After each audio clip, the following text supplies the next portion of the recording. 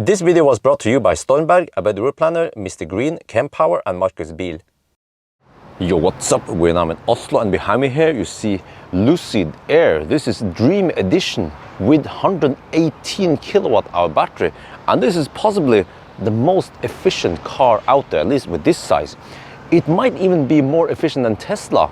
Yeah, and I will show you why. Because it's Lucid, you guys know it, but the tires. Pirelli Sotto 03 245 45 19. With this one, this is the most aerodynamic rim from Lucid. So we have the right tires, but this is the performance version. It comes with, oh, how much was it again? 1,100 horsepower, but it also comes with another one with less horsepower. But it's the performance version. But I asked Lucid, do they still have the same drivetrain? Yes. So it has the same front-rear drive unit as the non-performance, which means that they just software limited it, which means that as long as we are driving slow-ish or cruising like we do on the range test, then this one should be as efficient as the non-performance. And especially with these skinny tires, 245, I'm looking forward to this. I was struggling a little bit initially to find the 12-volt outlet because I need to charge a camcorder and I can't use any USB or anything. So the 12-volt outlet is here, behind the lid here. So I just have to run the cable all the way to the front. Yeah, and I can show you guys the interior. This color is a gold color. I don't remember. There's something about the gold. I like it. It's freaking beautiful, man. Oh yeah. And look here. In the back, voila, oh yeah. We have sunroof, plenty space in the back. Wait, soft close, wow, that is very fast soft close. Look here, the Chinese soft close is super slow. Here, zoop, that's it, yeah. And then, okay, I have to charge on AC. I have to top up to 100% since we're doing the range test. First, I tried the Kempower, tried to top up to 100%, but at 98%, it just said charging stopped. So it seems like it's like Tesla. It doesn't want to fast charge when we are that high on state of charge. But now we are AC charging. Time remaining 5 minutes. It's only 7 kilowatt over here, but that's enough. And then here, by the way, it says that energy limited due to cold battery. Is that going to be a problem? Yeah, I'm not sure. It could be that maybe we should have slightly more energy in warmer battery, but again, I'm not sure. So yeah, the plan is to drive. Let me see. Look here. Oh, you can see. Yeah. So we are downtown Oslo right now. The problem is that I have only time until 6. Yeah, I have to return this car roughly before 6, between 5 and 6 today. Also nearby here. So I'm going to do range test and charging test. Charging test will be covered in a different video. And I think that's it. I might not have time for anything else because this car has so good range. It will take a while to drive it down to measure the battery capacity. Like I mentioned, it has 118 kilowatt hour gross capacity. So net capacity could be something like 110. I'm not sure. We'll find out, I guess. And I can show you here that we have, if you go to, well, okay, there's a lot of menus. I'm trying to get used to all this stuff here. If you go to actually the cogwheel and you see, wait, what is it again? Display.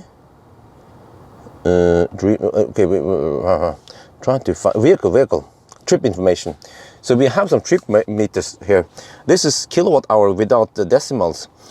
So, but also, this is kind of weird. It shows kilometer per kilowatt hour. I tried to look in the units.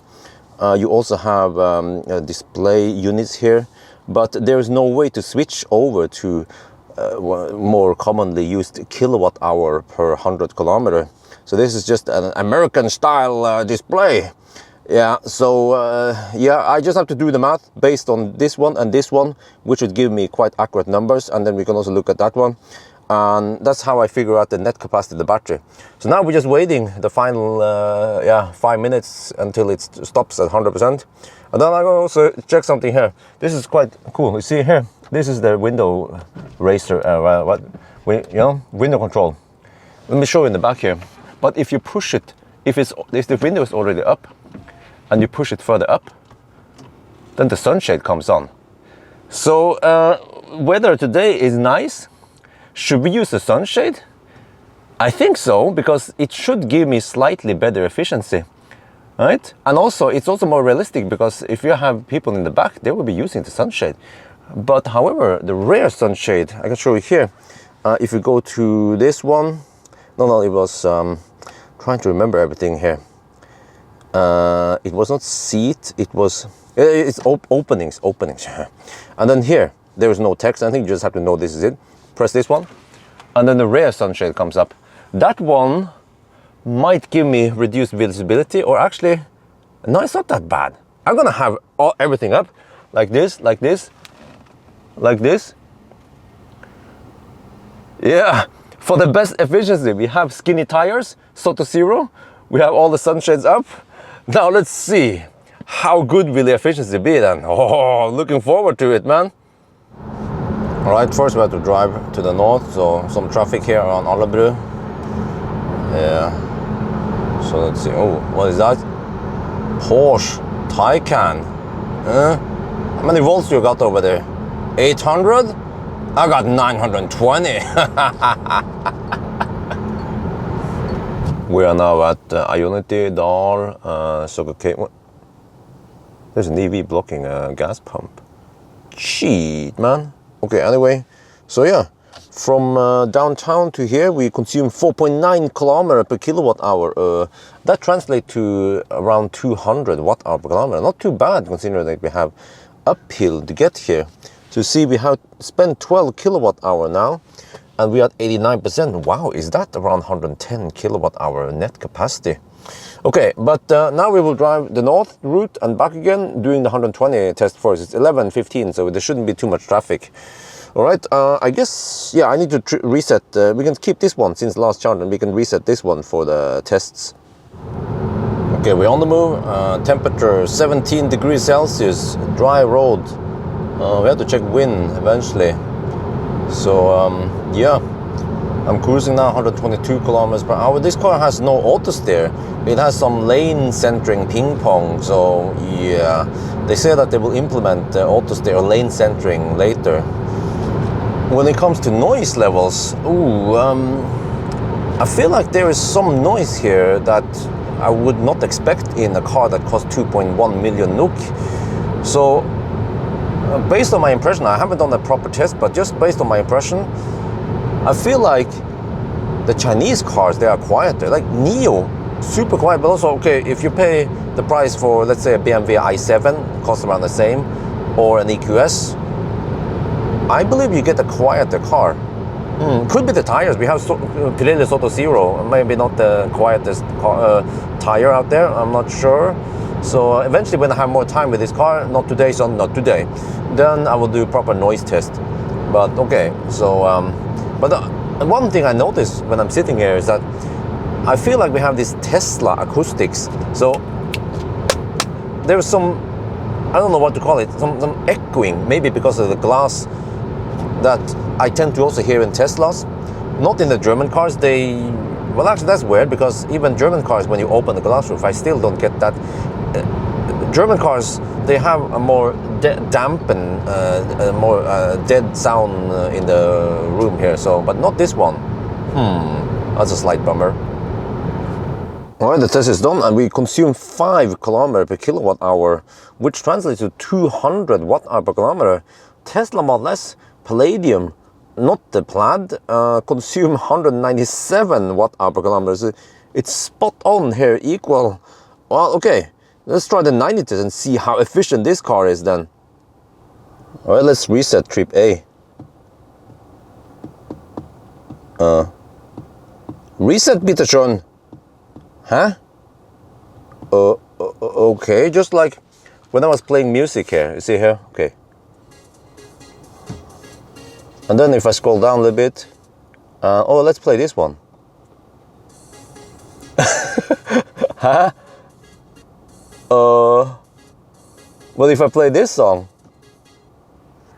then it works. But for some reason, the car is smart. It doesn't want to play Taylor Swift. All right, I get it. Wait, if I do this, and then I do previous, yeah. All right, I went to the gas station, locked the car. Maybe it just needs to have a little rest. What the heck, man? Can I at least reset trip B? Shit, this is just display. How do I hold it down? Wait, maybe drive? What? Why is this system so buggy? How do I measure stuff then? I have to do some ninja calculation then. Okay, let me figure out something. All right, we're on the move. So, let me see. Can you see that? Yeah, you can see it, right? You see the stitching, the reflection of the stitching. Depending on the angle of the sun and which direction you're driving, you will constantly see the stitching there. Okay, well, maybe I'm nitpicking, but I notice things when I drive cars, things that might bother me a little bit. But okay, so we're now cruising at 93 on the speedo. We have 73%, so I will not do a full test all the way to the turnaround point because this car has a big battery, so it will take forever, and I have limited time. You see, it's already noon now. So we will just take the short loop and measure consumption. But what we're going to do is that, okay, so if you look at trip here, it was 81 kilowatt hour, it was 81.0 kilometer on trip A when we were stationary. So I worked out that we had 16.5 kilowatt hours spent.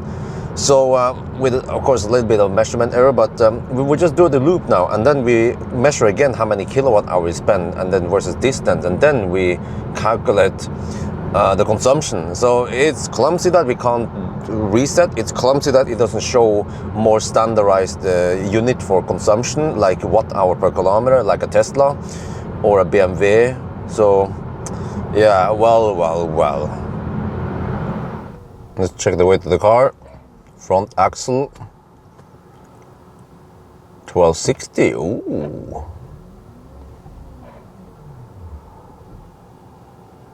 Wow, 2480, not too bad for 118 kilowatt hour.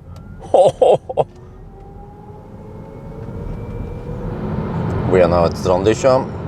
I think we'll just drive all the way to Espa. Yeah, we will do the exact same loop as the 120 test. So that's around, yeah, it's 80 kilometer. So I just noticed that, you see here, we have massage and we have reflection on the screen. But if I start massage, it massages my back. And then, it massages my butt. Oh, my butt cheeks. Ah, Helga. Oh, this is some good massage. Not that shitty air cushion cat massage you get from the German cars. Oh. Alright, so we're done with the test. So I look at how long we drove this time. So it was this one minus 81 kilometers. And we look at the consumption here. And I worked out that it's 162 watt hour per kilometer. That is slightly worse than Tesla. It was 149 watt hour per kilometer in at least the long range. And Plaid would also be around 160 maybe. Actually, I'm not sure because Plaid was tested at colder temperature. But okay, now we need to drive it down to almost zero. We are at 64%. So I guess we just head back north and start hammering it. What the heck, man? Yeah, I forgot we're in Norway. The land of the left lane huggers club. Okay, I guess we have to call the Undertaker. The Undertaker is always ready. Okay, let me shut that video. Okay, we're gonna try to coast now. Let me see, we have to start at 90 kilometers per hour. Yeah, all right. I think that's good enough. Let's see, put the car in neutral. There you go, okay. Now we're coasting. Yeah, it picks up speed. Do we have headwind? Maybe a little bit. Try to see here. But usually over here it's not too windy. Will it be able to beat? I think Skoda Enyaq Coupe was the record holder. Oh, come on. It's Lucid, man. It's the king of EVs. It has the mass. It has the drag. It has the looks. Designed by Peter. Oh, okay, maybe some other guys were also involved, but oh, look at this. Oh, look at the speed. Oh, shit. Oh, I might have to blur out the speed here. It's a little bit too fast. Oh, shit. But will this be enough? Okay, well, let's see. Okay, so it flattens out a little bit, but it's still going downhill, even though it doesn't look like it. You can see that the altitude is dropping, well, slightly there, 1 meter per couple of seconds. Okay, and see here, and then there's actually a little bit steeper drop, but then it flattens out. Okay. Well, by the way, I put the car in neutral. That's what I always do. In case there is some smart recuperation or something, then we don't want that to trigger. But let me see. Oh wow, it has this nice glass. Okay, let me look at it. Oh yeah, I can see to the left here. I see Mjøsen that there is not much wind around here. I guess eventually we'll see some flags as reference. But come on! Wow, it collides really well. See, we're still above 90 kilometers per hour. Hey, which sign was it again? Was it this sign or the next sign? Ah, shit, that's it. Okay. Well. Seems like it wasn't as good as the MEB cars. We just passed Dahl now. I checked the distance and everything, and I found out that this car underreports distance by 0.8%, which means that the consumption we calculated is 0.8% lower than that, so that's good. Now we're down to 29%. We need to drive it down to 0, or almost 0. So this car has a manual preconditioning button. Let me see, before you start, blah blah. Precondition shortened. Okay, start 20 minutes before fast starting. Well, wow, that's it. Well, I had to figure out then when I should start it. Maybe too early to start it now. We are down to 6%, and I think I'm gonna stop the test here. So, strangely enough, I've been preconditioning for over half an hour, and it still says preconditioning. Okay, well, hopefully we get fast enough speed. So let me see. I will also check now the trip. Wow, look at this. We've driven 515 kilometers with 6% left. Okay, I crunch all these numbers and I figure out how big the battery is. But now I'm gonna test Kempower. This is 400 volt. I want to see something here. Wait a minute. This happens every time. Also early today. Wait, there seems to be maybe some handshake. Okay, let me try to push.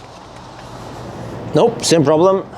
Even if I try to hold the plug, seems like Kempower and Lucid doesn't work together. Uh-oh. We are now at Nebbenes Supercharger and we are charging. So for some reason Kempower did not charge. And also the Supercharger is also 400 volt. So there's nothing about 400 volt thing at least. But now the car needs to convert 400 volt to 800 volt. And I heard that the maximum conversion power is 50 kilowatt. I think this confirms it. Well, maybe if we turn off HVAC, let me see. Off. Will we get slightly more? This is what the car reports. I can turn it on again. But you can also see what the app reports sending to. Wow, this is so slow. There, 48, really? How can the app report 48? And then we get 49 in here, okay. We have negative losses. Right, we're now at Ioniq and we are charging up. Let's see. I'm doing a charging test, but we might have some problems here. We have preheated for first. We've been hammering it. It's over 20 degrees Celsius outside. Been hammering it for many hours, driving it down to low. Preheated half an hour before. And okay, I don't want to mess up with that. Okay, I'll try to show you. Okay, because I'm also recording now, so I don't want to interfere with the. But let me show you what's going on here. 800 volt, great. 180 amp, what? 144 kilowatt only. Huh? Is this plug limited to 180 amp or some shit? What the heck is going on here? Oh, maybe I need to change charger. See if that is better. What the heck, man? I charged to 13%, disconnected, hammered it, preheated, came back here, I'm still getting max 180 amp. I don't know what's up with this. We're supposed to take 300 kilowatt, but we only take 144. At least if with this extra warm-up round, we should be charging faster. And I tried that charger, now I tried this one, and normally when treat the charger, either they work or they don't work. Which means that if we are charging, then the charge is not a limitation, usually it's the car. So right now it seems like it's the car that limits it. We get only 180 amps. I don't know how long I should be recording this, it's kind of pointless. I can show you inside the car what it looks like. Where's the 300 kilowatt we're supposed to take? I guess some other time though, because I'm running out of time. I have to return this car by 6 downtown.